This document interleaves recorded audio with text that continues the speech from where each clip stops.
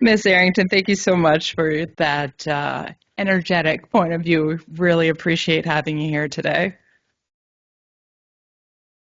So our next speaker this morning will be delivering our keynote address, Lieutenant General Paul Stanton, a distinguished leader in the field of cyber operations and defense communications.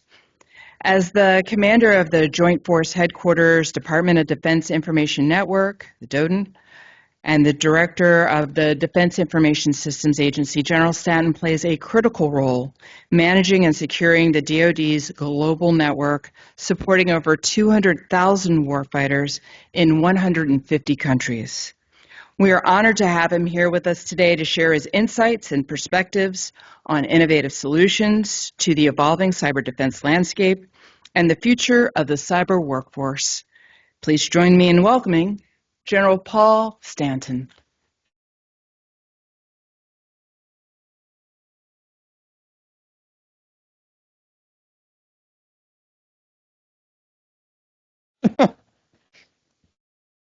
Hey, good morning, and welcome to the summit. It's my distinct pleasure to talk to you for a few minutes and then answer a couple questions at the end. So one of the things that you do in the military is you like to raise your energy level to match that of your boss. Challenge accepted, ma'am. The jury is out. And now, I also am forced to follow instructions and directions, and so I will speak into the microphone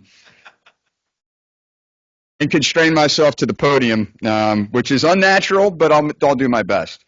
Ma'am, in all seriousness, thank you, ma'am, for being here. Thanks for kicking us off this morning. Thanks to Admiral Garvin and NDU. What an amazing venue for having this forum. Easy for a lot of us to get to inside the district. General Lawrence, ma'am, and Paul Fredenberg on your right. Thanks to AFCEA. And really, I'm going to tie this together with Mark Gorak. Thanks for putting this together. The concept of a workforce summit has been long in the making. And I am super enthused to be part of seeing it come to fruition. I am passionate about our people. I'm passionate about our talent because, frankly, our talent is our asymmetric advantage. We don't have magazine depth and scale. Our enemies do. What we have is talent and free thought. And let's put those together so that we fight and win. So my task today was to talk about a call to action. Not a call to write PowerPoint slides, not a call to develop a policy, but a call to action. A call to action that's entirely necessary because we are a data-centric warfighting force. And if you're playing buzzword bingo, data-centric, there's one mark on your card. Let me tell you why I used it, though.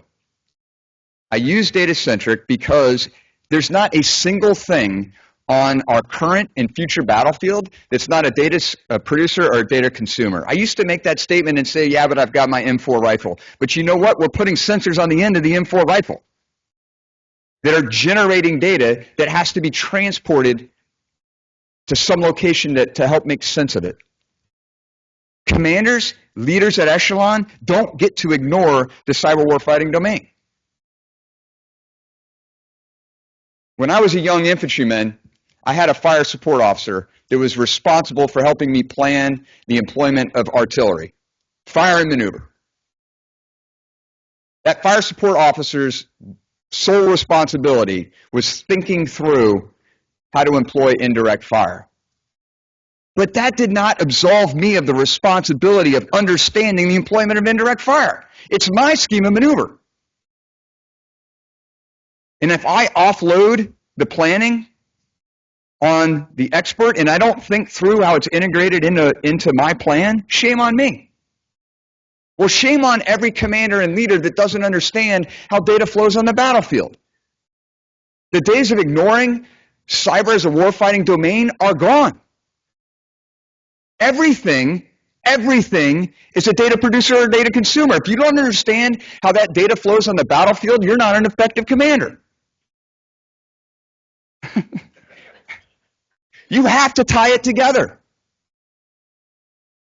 And we, as technical experts, have a role to play. We're that fire support officer. We're the ones that understand bandwidth and throughput and distances and ranges and the electromagnetic spectrum, the ones and zeros. But our leaders have to incorporate it into the plan. Getting the right data to the right place at the right time to make a better and faster decision than our enemies is warfighting 101. It has been since we learned it in our early education and professional development. It's no different today. What's different today is the proliferation of data. There's more of it. And we have to think through it in meaningful ways. And we have to create a force that knows how to leverage it. It's a call to action. They gave me a podium and a microphone, so I'm going to tell you what I need. Selfishly, what do I need on side of my team? It starts with technical aptitude, competence. You got to know your job. There's some core fundamentals. Just made eye contact with Rags.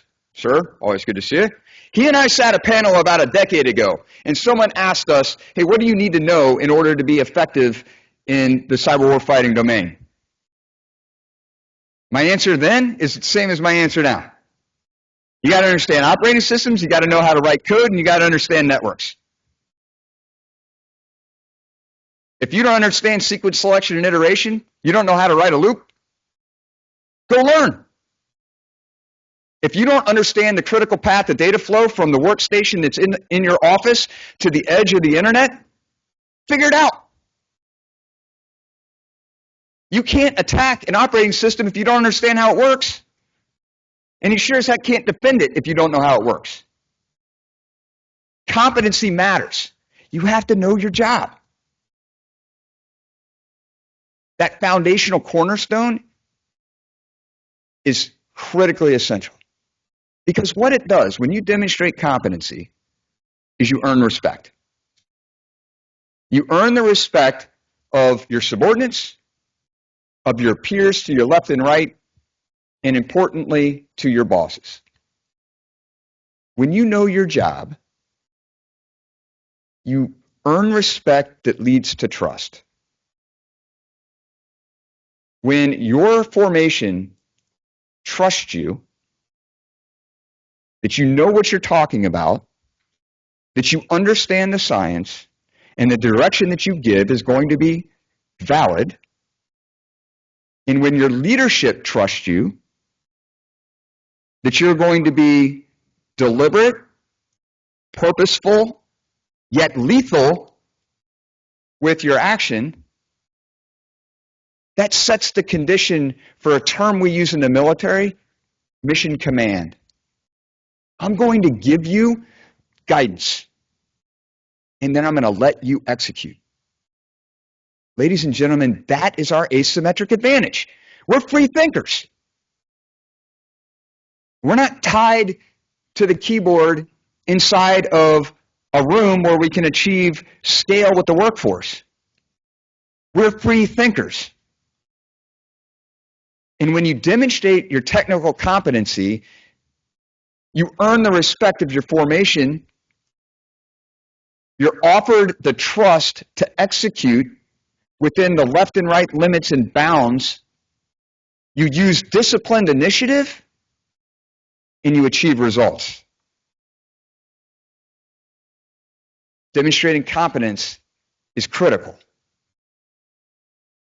The days of being a cybersecurity expert that doesn't understand operating systems, networking, and coding are gone. And if you're sitting in the room and you're squirming a little bit because you don't know what I mean when I say sequence selection and iteration, there are plenty of courses. You can register online, take a Python course, and walk out being able to script in about 8 hours. Write your first Hello World program and move out. Call to action. A couple chuckles from people that didn't have written that Hello World program.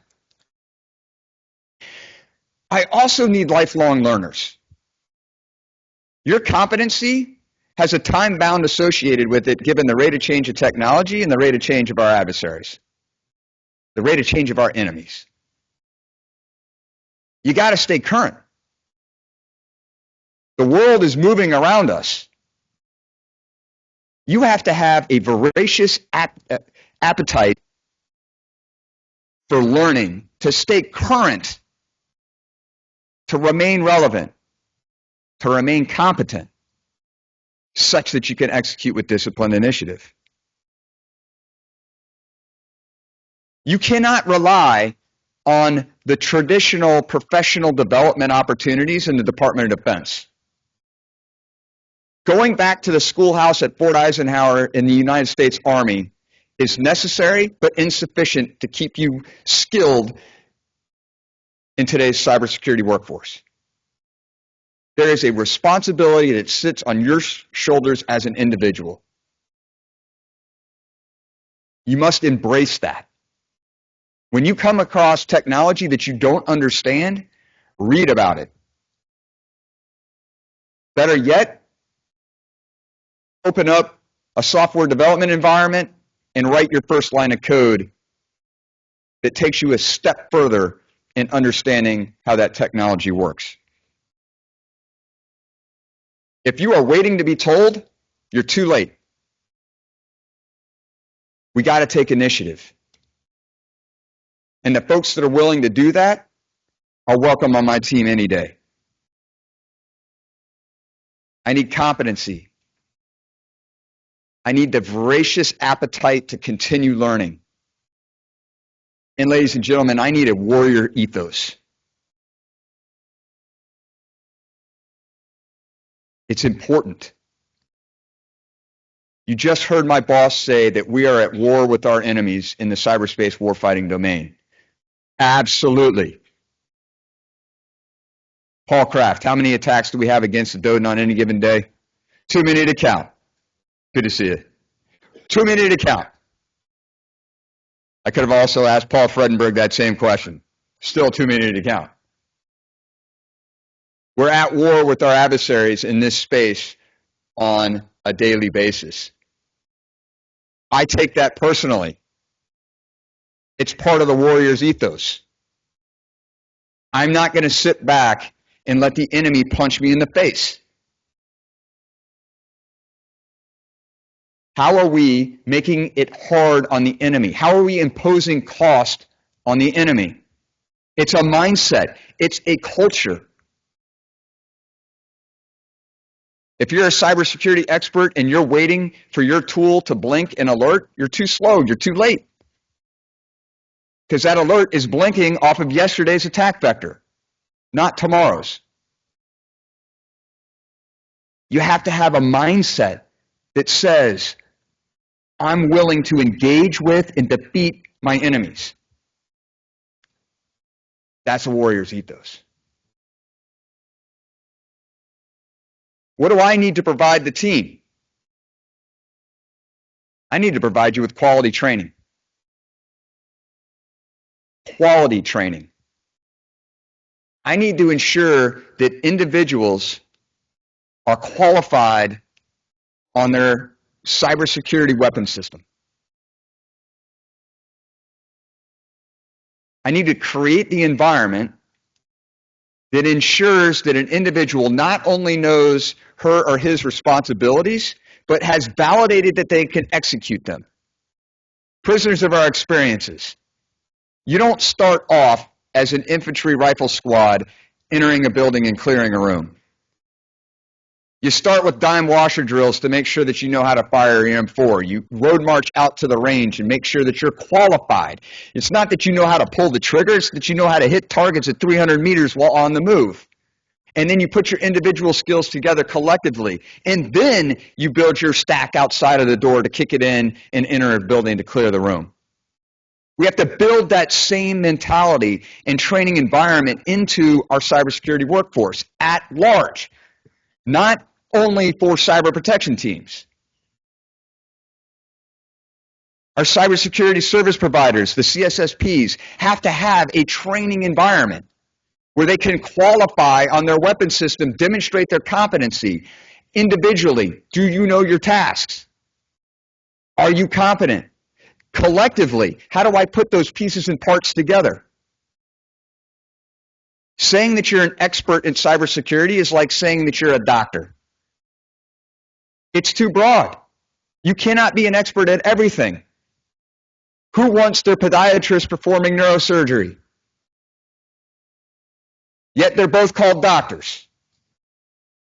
Understanding with a degree of mastery how the Windows operating systems work is different than understanding the Azure environment in VDI and how the operating system is used inside of a cloud environment. Is very different than understanding an industrial control system. Is very different than understanding routing.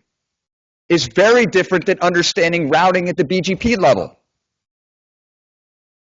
You have to pull that expertise together in a meaningful way into collective tasks with units that know how to fight alongside each other to effectively defeat our enemies. It's a call to action on me. I've got responsibility, sweat equity in the game. I have to provide that training environment so that we have a no-kidding readiness model. I'm not going to come provide my checklist that says, you are now ready to go. I need you to demonstrate your competency on the range so that I develop that confidence that allows you to execute through mission command, to unleash the asymmetric advantage that is our talent with free thought. I also need to provide broadening opportunities.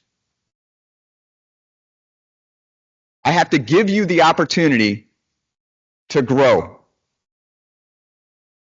If I put you on mission 365 days out of the year, when do you have time to do that self-directed learning?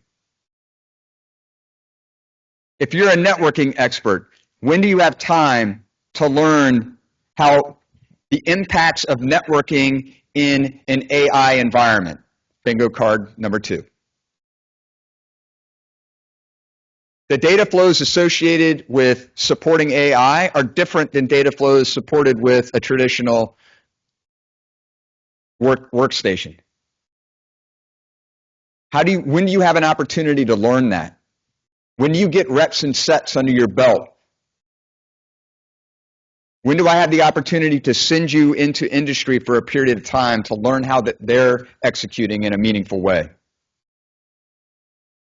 When do I expose you to other forms of cybersecurity so that you can broaden yourself as an individual so that you can effectively contribute to the team? I have to provide those opportunities. Individuals have to come to us with that baseline competency, with the desire to push himself further through continuous learning. And I have to provide opportunities to ensure that you're trained and ready on your weapon system. I got to bring you onto the team. Recruiting matters. And I got to think about it in different ways. Today's workforce, the workforce that is graduating high school, that's graduating college, you know how many times they shift their job in the first decade? Too many. But the model of recruiting you onto our team as a GS7 and expecting you to stay until you're an SES, yes, there is a valuable subset of our population that I need to provide those opportunities to, because I want SESs that have grown up inside of our environment, that understand how we operate, that have been those continuous lifelong learners that are ready to lead. But I also have to accept the fact that a large portion of the population might leave after a few years of working on our team. And I got to build a model that facilitates that. I stop trying to cram new talent into my old model. Accept the fact that they're going to leave after a couple of years and build the model to accommodate it. Find the right locations where talent is emerging. Recruit and hire. And then you know who your best recruiter is? The individual that you just hired. Let them talk back to where they came from and create that pipeline. And continue to infuse fresh talent onto the team, such that when you arrive, I don't have to help you spell Kubernetes. You know it. That's an evolving model. And you know what? We have to embrace it as the Department of Defense, because you know where those folks go? They go back to industry. You know what industry does? They defend our nation from a cybersecurity perspective. We got to embrace this model. In my terms, we got to downshift and accelerate into it. I need fresh new talent that has just been writing code in high school, in college, for some industry partner, and bring them onto our team, recognizing that they may only stay for a couple years. While they're on our team, I got to keep them engaged. You know what fires people up? Doing the mission. That warrior ethos, let's go defeat the enemy. Let's ensure that they've got the opportunities to do that while they're on our team, such that they call back to where they just came from and said, you know what? It's the best job I've ever had. You should follow in my shoes.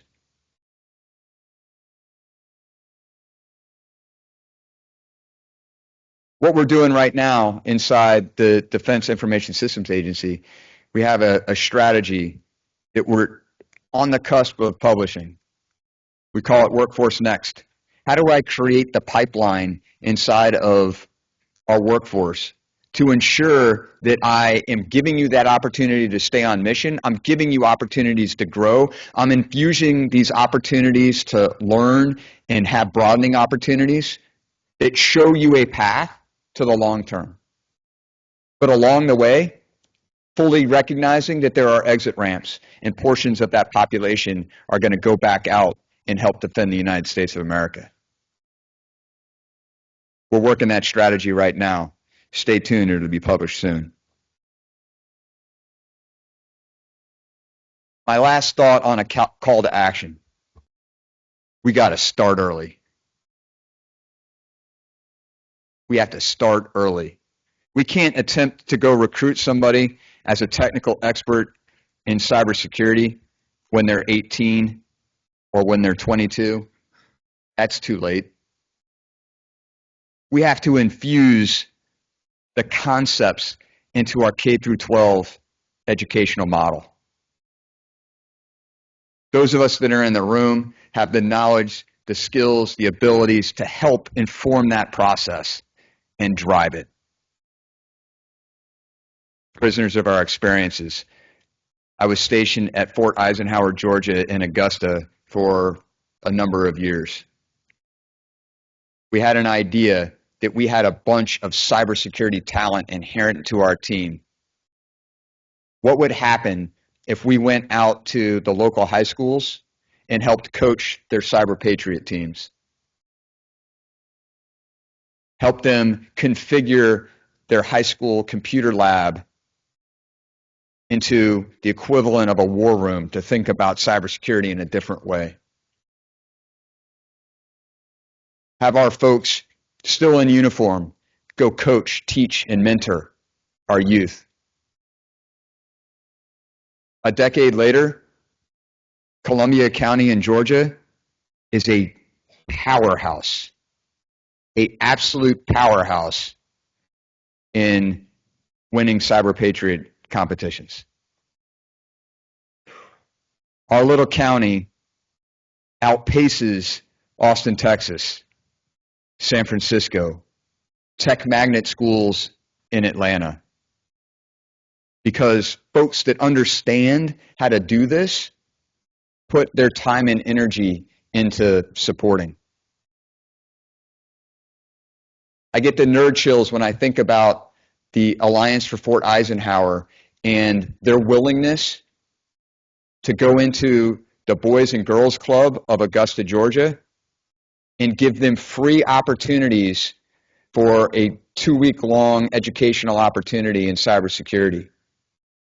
And then watching that light flick on in our youth so that they get motivated to go take a computer science course, to choose it as an elective. I watch inside that small community opportunities for internships for high school students.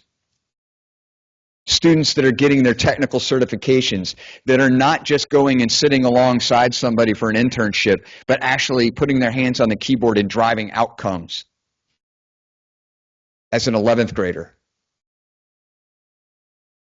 Watching the curriculum evolve, K through 12, putting logic, robotics, autonomy, sequence selection and iteration into the curriculum from kindergarten all the way to a senior in high school, such that every graduate is a cyber citizen, understanding how the supercomputer in their pocket actually works at sufficient depth to be a useful contributor as opposed to the enemy's backdoor into our environments. And a subset of that talent taking the electives, participating in cyber patriot teams, driving internships, and then becoming our next generation of true experts. It's a call to action. How do we take similar concepts and drive them into our communities? Start early.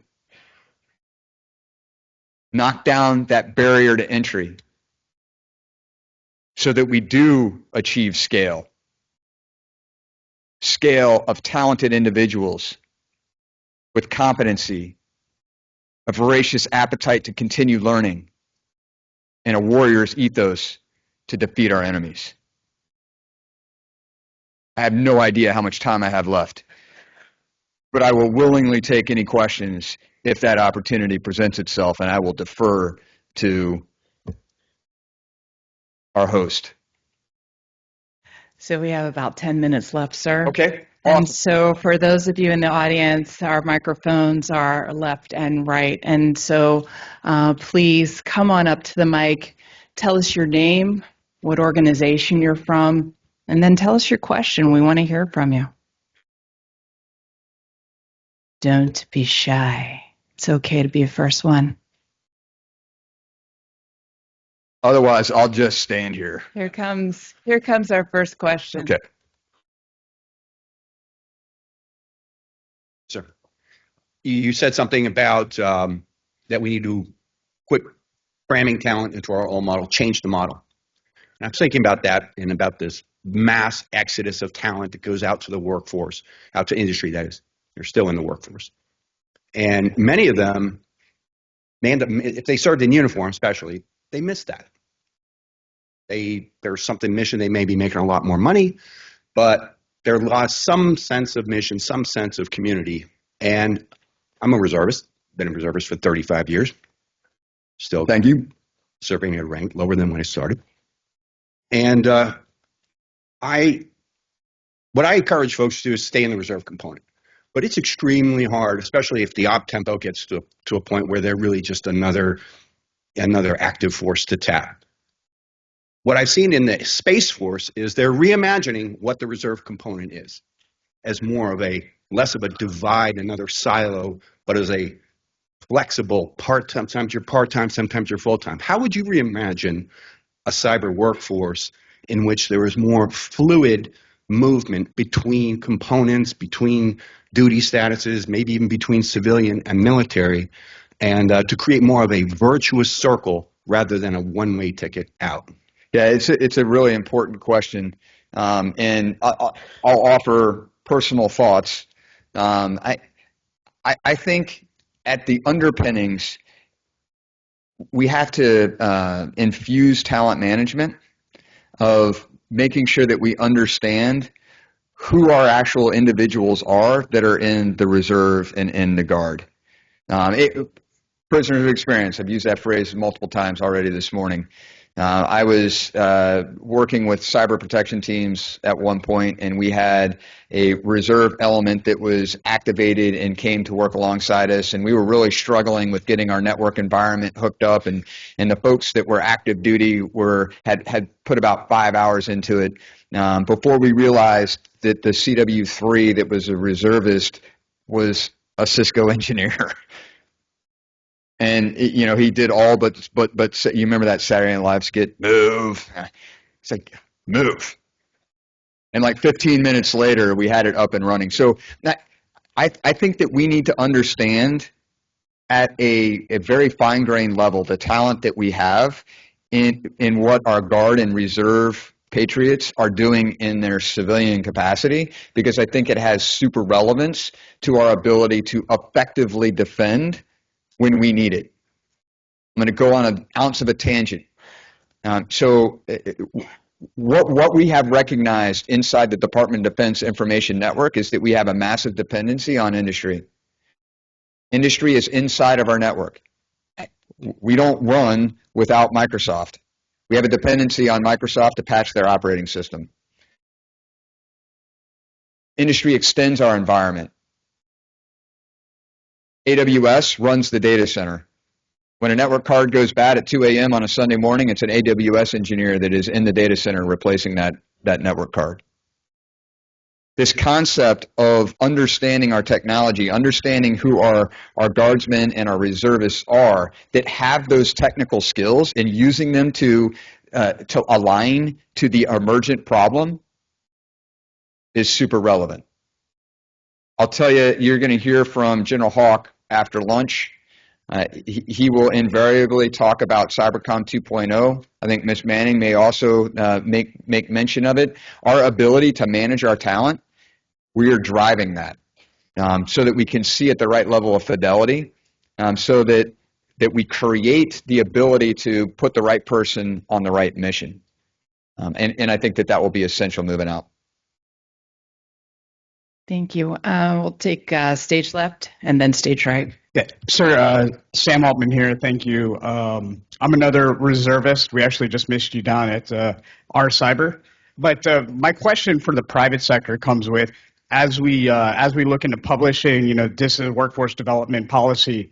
Have we put much thought toward combating the fact that we're doing so, leveraging an industry based on a capitalist economy, and how do we make that development entirely not focused or needing DoD money? Yeah, so I think that first I'll go back and say that my point that I was making, that industry is entirely embedded inside of the DoD. The reason for that is not because the DoD spent money on the industry solution to say, hey, I need to build a DoD.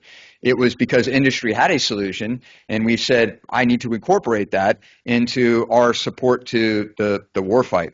I do think that there are increased opportunities for the Department of Defense to effectively communicate with industry, where there might be technical solutions that have to be tweaked on the fringes, on the edges. And also what we're driving inside of DISA is not just widgets, but systems of systems that are designed to interoperate and work together. And so we're driving that message back out to industry. I'm less interested in the one bespoke system. What I'm interested in is providing functionality to a combatant command to support warfighting. And how does that widget that you provide integrate into the system of systems that we use when we fight at Echelon? So I think that is a large part of the emergent discussion and conversation. We're increasingly driving towards open standards. I know that you've heard that a number of times.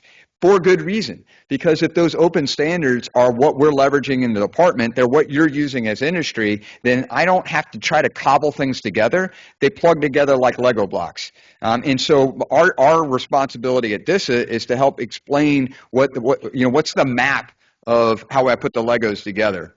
And then we work alongside industry, multiple partners simultaneously, to integrate solutions that are actually addressing warfighting needs. All Hey, right sir. here. Scott Nelson, DoD CIO.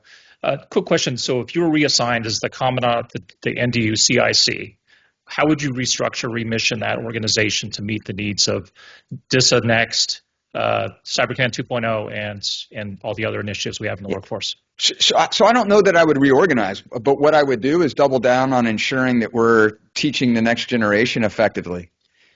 We cannot afford to have graduates of our war colleges, NDU, Eisenhower, Carlisle, doesn't matter. We can't have our future leaders, our current leaders and future leaders, walk out of their educational experiences ignorant to the operational and strategic level implications of fighting in the cyber warfighting domain. So we got to make sure that we put the right educational opportunities, we've leveraged the existing operational opportunity, and we double down. I had a meeting with the president of NDU earlier this morning, and we're starting to think about how do we infuse classified environments into our educational process so that we're not talking past each other, that we're talking through relevance, that we're introducing exercises inside of the educational framework that the Department of Defense leverages to ensure that it's realistic.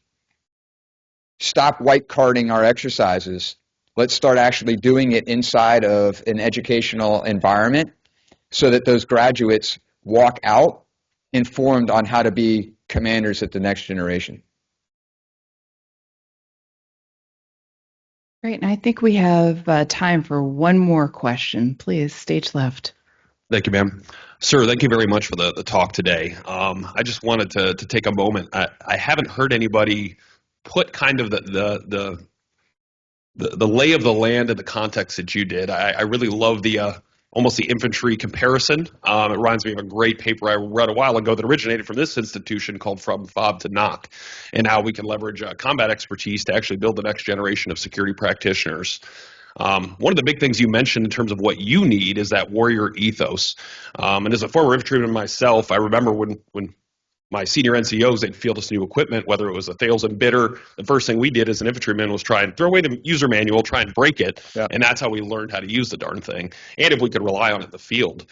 My question to you, sir, is how do you envision going about knowing that cybersecurity and really what we do on that side of the house is more of a risk-averse mindset? How do you see us integrating kind of more of that warrior ethos you talk about into the workforce formations here?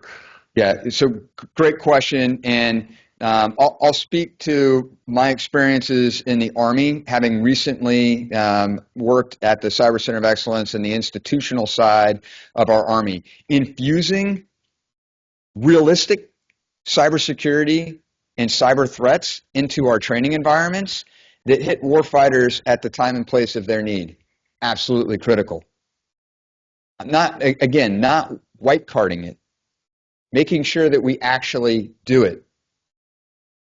A friend and mentor of mine is currently the Joint Staff J5, J.P. McGee, if anybody knows him. He was formerly the commander of the 101st Airborne Division. He took his entire division to the field about 2.5 years ago in the back 40 at Fort Campbell, and everything broke because we had never done that. And so his ability to command from his tactical operations center at the division level, he realized that he had 3 brigades that were on different variants of their technical solutions, that there was no, forget data exchange or interoperability, it just didn't work. And so that experience fundamentally changed the glide path of the Army. And the Army realizing that, hey, the systems that we currently have fielded aren't going to work. These 9 vehicles with 32 tents and 17 trailers and 8 generators to power the coffee pot, that is not going to work in the modern battlefield. Take any lesson from what's happening in Gaza or what's happening in Ukraine and double down on that statement. So don't reinforce the negative learning, change what we're doing in our actual maneuver exercises to drive that learning upon commanders. Force the distance of their exercise to exceed the capacity and distance and range of their existing FM comms. Now they have to think about it. Shut off their source to data for a period of time when it's entirely relevant, so that they have to think about what data did they need to cache before they cross the line of departure. So these lessons of building it into how we fight is, in my opinion, how we effectively communicate with the warfighting community. Thanks. Sure.